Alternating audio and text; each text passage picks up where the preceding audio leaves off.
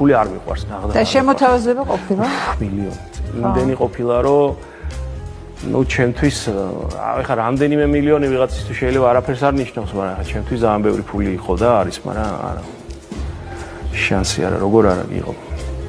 იმიტომ შემიძლია ეგრე. კონკრეტულად შეიძლება?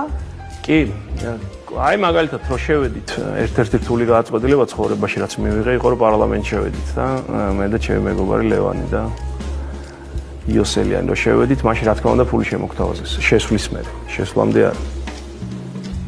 სად როგორ ანაირად არა, რო შევედით, უბრალოდ გვითხრეს რომ აა ყოჩაღ რა მაგრები ხართ და გვინდა რომ გაგაძლიეროთ. ხო და იყო რამ 9 იმიან ციფრზე ლაპარაკი რა. და ამით მე დამოკიდებული ხდები, ხო? რაღაც რა, მე ეხა შემიძლია ძალიან თამამად ოცნების κρიტიკა და რავი, ლანძღვაც კი, იმიტომ რომ ვერ წამოგაძახებენ, ვერაფერს ვერ წამომაძახებ. იმათმა მაინც იციან. მე კიდე იყო მცდელობა შემოთავაზების თვითმმართველობის არჩევნების წინ, პირველად ვამბობ ამას.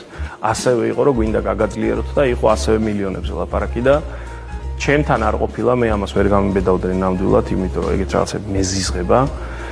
შემომაკვდებოდა ვიღაცა, მაგრამ ნუ მოკლედ ძალიან შინაურს ელაპარაკნენ და რა თქმა უნდა არა.